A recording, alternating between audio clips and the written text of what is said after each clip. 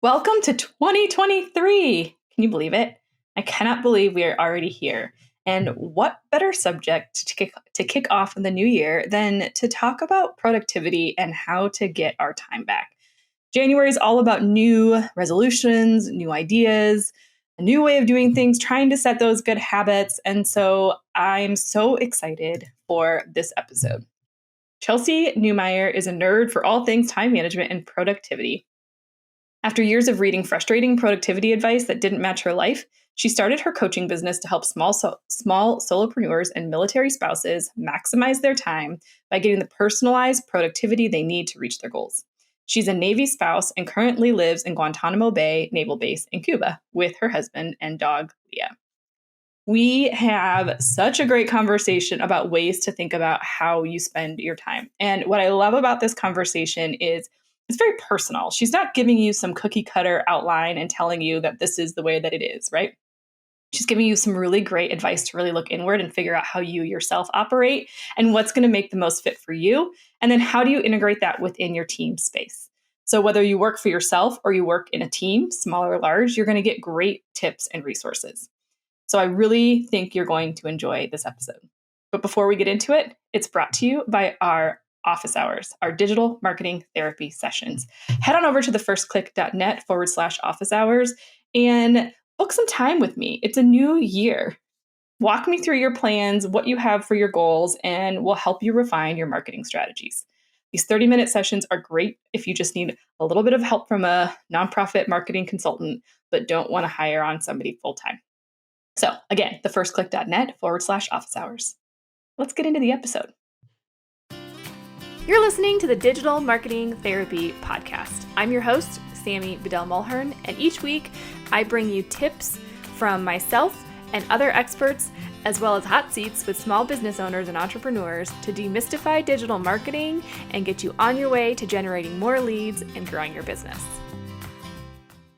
Hey everybody, please join me in welcoming Chelsey Newmyer to the podcast. Chelsey, thanks for joining me today.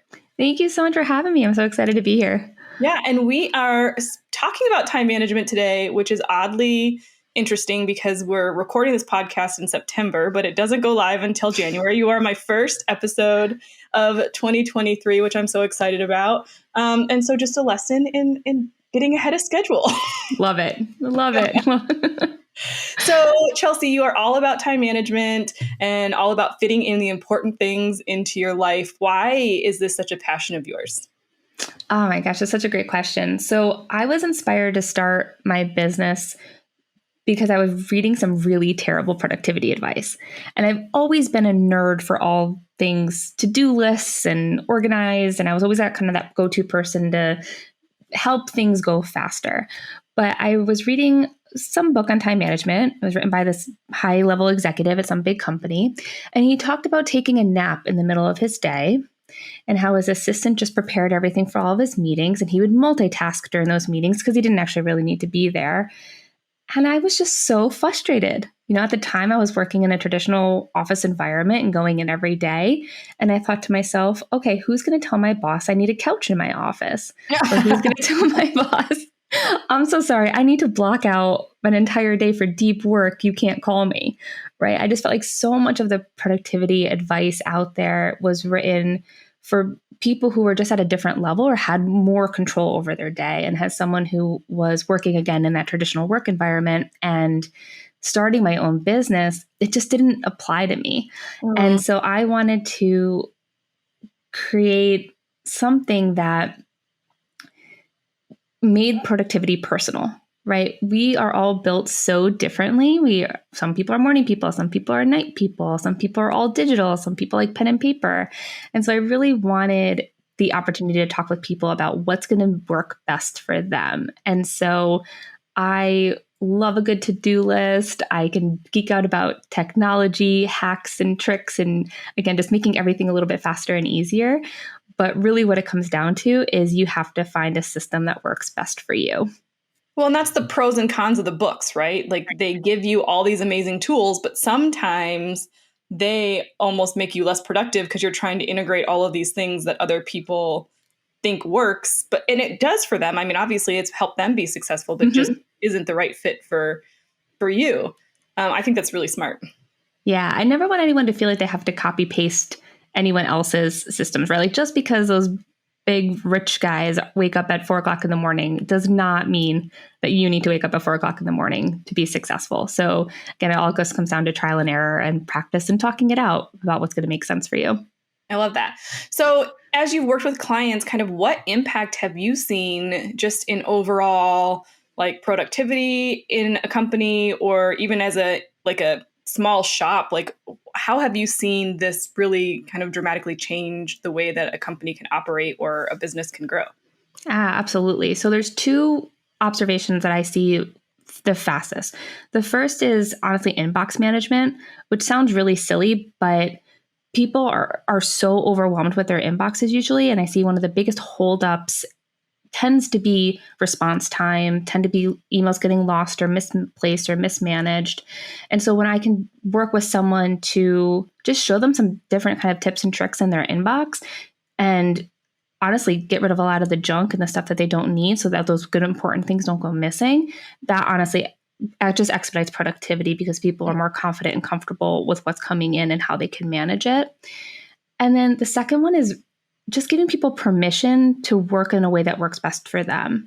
So oftentimes that looks like someone who loves to take notes on pen and paper, and then we'll go back and retype all of the notes so that they're digital, which is just not a great use of time when there are so many different ways that you can utilize paper notes and work that into a strength and work that into a system that keeps everything that important that you need, make sure nothing gets lost, make sure you share notes with your coworkers. Like there's a lot of different ways to do it that don't involve you just duplicating those efforts.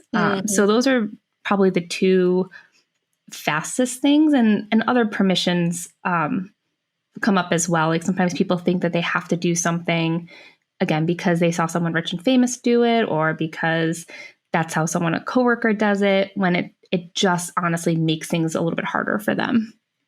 Well, and I think also the pressure of I'm getting emails from my boss at 3 a.m. Now I have to respond to them right away because that's when they work, versus I think to your point, how do we set those expectations for us as a team to work collaboratively, but still work when we're at our best, but not put other pressure on other people? Oh, 100%. It's so important if you are in a company or a shop to have those communication expectations established, right? And again, some people do like working late at night. And so you can use things like delayed delivery, or even just having the conversation with someone who reports to you or someone you report to say, hey, I see you're emailing me at this time. What is your expectation for that turnaround? Or I don't expect you to reply to me at 3 o'clock in the morning. That's when I am most clear headed. That's when I like to work. Right. And so that conversation is so important to manage expectations in the office. Yeah. Okay. So we're at the start of 2023. It is the time of resolutions and changed behavior. However you feel about all of that, I don't really care. But January does just feel like a fresh start. And kind of a way to maybe create some new habits and productivity. So if we're feeling inspired, it's January, like what would be kind of the lowest hanging fruit as far as really kind of tapping into what our personal productivity style is? Yeah, such a great question. I think the first one is understanding your natural kind of strengths and rhythms throughout the day. So there's something called a chronotype. You can, if you do a quick Google, it's like the night owls or third birds, there's lions, dolphins, there's all kinds of animals that represent these different chronotypes that we can certainly talk more about.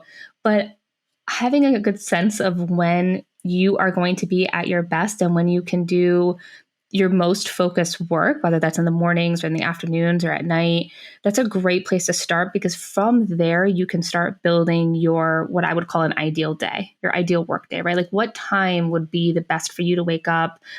For me, for example, I'm not a morning person per se. I cannot like hit the ground and go run, but I can wake up early and do my little morning routine and then go for a workout and then get into my day, right? But for years, I tried to force myself to like get up and go for a run. And it failed every time for years. And so once I started, once you start recognizing when those natural rhythms are, when those strengths are going to show up, from there, you can really start building that ideal day and time. And you'll maximize your productivity because you're blocking out the time to do the best work at that time.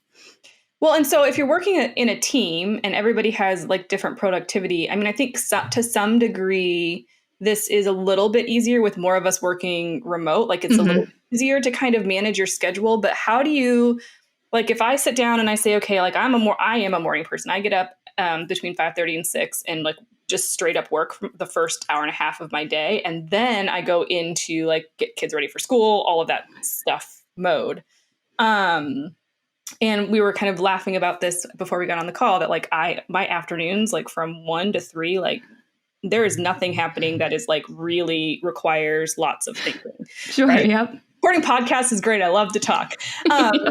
But like, what if our rhythms are very different from other people on our team? Like, how do we kind of maneuver through that so that we can kind of boost that productivity for everybody? Yeah. So I love having the opportunity to do like team retreats.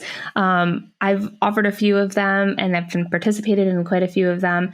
And that's really a great place to set some of those expectations. So again, it's, going back to some of the communication expectations, but also maybe you can agree to have no meeting Mondays, or, picking certain blocks of time, giving people more permission and more autonomy to block their calendar about when they're going to set meeting times, right?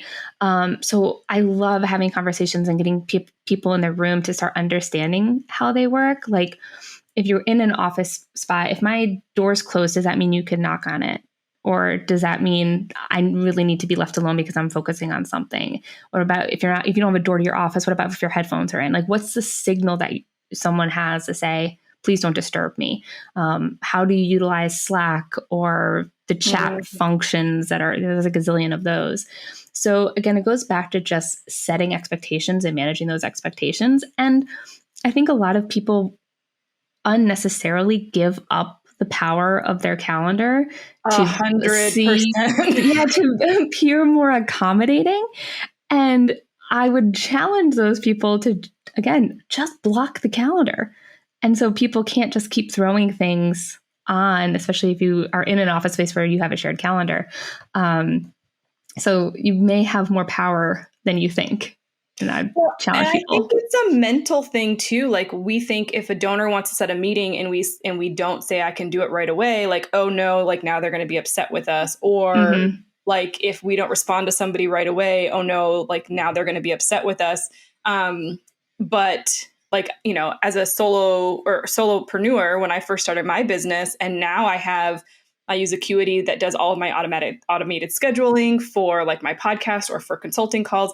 I really had to go in and set specific parameters because I suddenly found I was losing complete control and had no time to actually do the work. So like now you can only schedule podcasts with me on Tuesdays and Wednesdays. Like I only take consultant calls on certain days. And I've never had anybody complain. I'm so happy you said that. Yeah, and I think the lesson that I think the shift started with me when I started reaching out to people about calls and stuff. And I would notice that people would book things out like even 6 weeks later. And I was like, oh, like you can do that. And it's okay. Like it's okay. Yeah.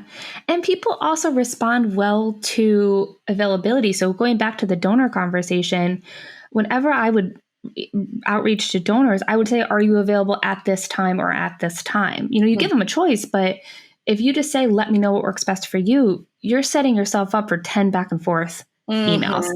And so, kind of, again, telling them or providing them some options, one, just greatly reduces the number of back and forth emails you're going to have, but also lets you control the calendar and the meeting times with a little bit more accuracy and what's going to work best for you. Okay. So, like most of our listeners are like small shops. They only maybe have a handful of employees, if at all, or they're solopreneurs. And so if we've kind of taken some time to figure out this is how we best operate and when we best operate, we're communicating with our team on how we can all kind of work together. what would maybe kind of be that next, because I don't want to give people too many things to do right away, but like what would be then the next kind of step as far as now taking advantage of the time that I've sort of figured out is my best work time for different tasks? Yeah. So then that's where like time blocking comes into play, or schedule blocking. People call it a couple different things, but I love time blocking as a system, as a calendar tool. When I talk about time blocking, I mean it in a pretty broad terms. I don't recommend people time block in 30-minute intervals. And actually, you can probably even go longer than an hour, because where people are resistant to it is, well, what if something takes too long? What if it takes longer than I expected it to go? What if something has to ship around? And so by giving yourself longer blocks of time and then theming those blocks, you're much more likely to be able to stick with it. You're much more likely to be able to jump back in if something does distract you. So again, if you get a call from a donor or from a client in the middle of that block, you want to take that, right? Like those things do come up and those are emergencies, and you can feel empowered to react to those. And then you know exactly what you're going to come back to. You don't let it derail you. So that would be my first recommendation, is start, again, controlling that calendar, blocking out what you're going to be working on within those times in loose terms. And then give yourself kind of a daily task list that has no more than like 3 to 5 items on it. Again, we can be super easily overwhelmed by all of the work we have to do because it is so much stuff. But if you give yourself 3 to 5 things, you know that list by the end of the day is probably going to be 10, but at least you can feel good that you got those 3 to 5 things done. And if we start with 10 and you end up with 20, you're going to end your day feeling really overwhelmed and defeated because you didn't get quote unquote more done. So set realistic expectations for yourself every day so that you feel good, because you can always do more. I know. You can always do more. So it's like, like the things that you would put on those lists, would those be like the main, like if I only get this thing done, then at least I know I'm moving my business forward. So, like a lot of times I think we spin our wheels on things like social media or like planning something, not actually executing on it. Or we spend a lot of time and energy on the tasks we like to do versus the things that we know we need to get done. So would you put on that list, like really be honest with yourself about the core things that are going to drive things forward? 100%. I am such a procrastinator. I will I will make beautiful plans for my social media or launching something or rewrite my to-do list, all under the guise of being productivity. In reality, it is just procrastination, right? I would better use my time actually crossing something off my list rather than rewriting the list. So 100% be really strategic about what you're putting on those top 3 things. But in the same vein, make them really actionable, right? So for example, if you are, let's talk about, marketing, the task wouldn't be create 2023's marketing plan, right? Like that's huge. That is not a task that goes on the task list, right? You want it to be a super small step that you can conceivably do at the beginning and an end in the amount of time that you've allotted for it. So, maybe that's brainstorm for 20 minutes email ideas, right? Like, again, whatever that task may be, but give yourself something really concrete to start on, because if the task is FY23 marketing plan, that is a recipe for procrastination. Yeah. Because where do you even start with that? Well, it's how too do you big. check it off the list? Like exactly. There's no way that would get checked off. Yep. No, that's so good. Okay, so I want to touch on the fact that I know you work with a lot of solopreneurs and you work with a lot of nonprofits. We work with a lot of nonprofits that are founder led or have like maybe one main person. And so the work so much bleeds into our personal lives. I think it's hard to find that balance. So how can we kind of find these routines, or how can we integrate this? Like I work from home, I'm working right off my kitchen, like my computer, everything is always here right now. Like there's no reason. My husband walks in at the end of his day because he works a corporate job and says, "Are y'all done?" I'm like, "No, I'm never, I'm never all done." Right. Like that feeling. Yep. So kind of, do you have ways to just kind of shut down, and how do we, if we are working at 3 a.m, this is a very long-winded question, but I think you get where I'm going. if, like if we're working with like, this is when I work best and I have the flexibility to do that in my home, how do we not let that just take over? Oh, it's so hard. I think especially with so many people working from home, the lines are so blurred. And even if you don't work from home, you have your phone on you all the time. People bring their work laptops home. It is really hard. And I don't have a real clear response because it's easy to say, oh, just don't check your email after. You know what I mean? Like it's so easy to give those kind of quip advice, and it's not practical. So honestly, my best advice is go back to that the little bit of that time blocking, right? Trust that if you set aside between 5 and 7 to be family time, and that's when you've done dinner and bedtime routine with your kids, and like spend time with your partner, like if you have the choice afterwards with what you get to do with your time. And I talk a lot about intentionality. So whatever you're going to do at that time, just deciding to be intentional about it. So if you're going to take a break, because you absolutely should take a break, is that break going to be a walk outside, or are you going to spend that 10 minutes scrolling on social media? Mm-hmm. Because if you accidentally end up spending 10 minutes on social media, that doesn't feel like a break. It doesn't feel good, and you don't feel refreshed. So I think just starting to be really intentional with what you're doing in that time can make you just feel more present wherever you are. And that way, if you choose to jump back to work a little bit later after the kids go to bed, or after, life kind of wraps up, it's okay as long as that's your choice and you know what you're doing and you're not clicking around in your emails or clicking around on different articles, thinking that you're being productive and thinking that feeling like you have to work when really you're not actually getting anything done. What I love about the whole theme of this is that if we are instituting some of the things that you're talking about, we're working on that like smaller to-do list, we're really honoring our own cycle in the day, our productivity will increase. And so hopefully, right, then that downtime, that ability to kind of step away, and that pressure will go away a little bit, because at the end of whatever day you've set that you've accomplished those key things that are going to push you forward. And then probably even more than that, because you're honoring yourself and the work that you need to do. Yeah, absolutely. Hopefully there's less guilt when you take those breaks. Oh my gosh. That's always my goal. I know. I know. I think every day I'm like, I'm going to take the dog for a long walk this afternoon, and like that's going to be my break. And then it's like 1:30 and I'm like, but I just want to get these last few things. Yes, it's a work in progress. It's a work in progress. We all are. Yeah. Oh my goodness. Well, like I said, I don't want to give people too many things to work on, because I think that also we don't want to continue to procrastinate how we're going to be more productive.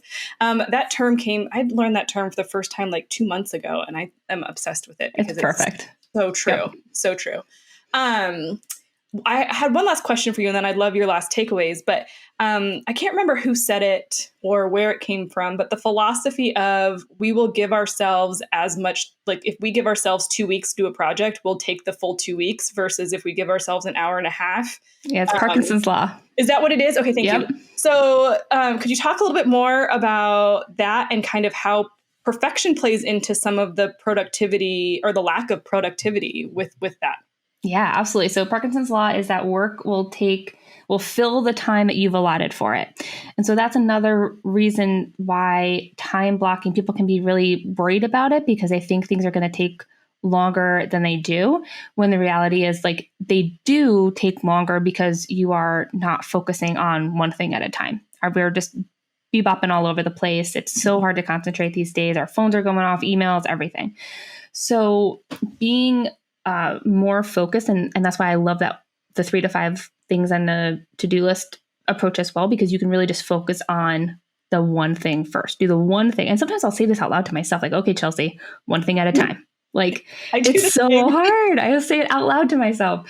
So yes, Parkinson's law is it's just guidelines so that we can give ourselves the appropriate amount of time. And sometimes this takes practice. I recommend people practice, right? Like learn how long things are going to take, right? You cannot schedule a month's worth of Instagram in 20 minutes. Like that is just wildly impractical, right? You're going to need more time. So give yourself that time, give yourself some practice with it. And yeah, I think that's also why we see those really funny memes. That's like, I just, me celebrating the 5-minute email that took 2 weeks to send, right? And Yeah. so set yourself some deadlines, block things into those time blocks, and give yourself some grace and practice to get that all right. I love that. Well, any final kind of tips or words of wisdom that you would love to share with folks about how they can ramp up their productivity? Yeah. Well, one last thing, you mentioned kind of that perfectionist tendency, which I talk a lot about procrastination when I work with clients, and procrastination is 100% a form of, or perfectionism is 100% a form of procrastination. So we talk a lot about that, and there's different ways to overcome procrastination. So also just being really thoughtful. If you find yourself procrastinating, just ask yourself why. Like, what's the holdup? What's causing you to have that block? And if you can starting to identify the why behind it, you're much more likely to break that habit. Oh my gosh. And that is like a whole nother podcast episode that we could go down, because I agree with you. We have so many clients that we work on websites for, and the things that hold them up from launching, I'm like, are you kidding? Like, it's going to be okay. Yeah. No one's paying more attention than you are.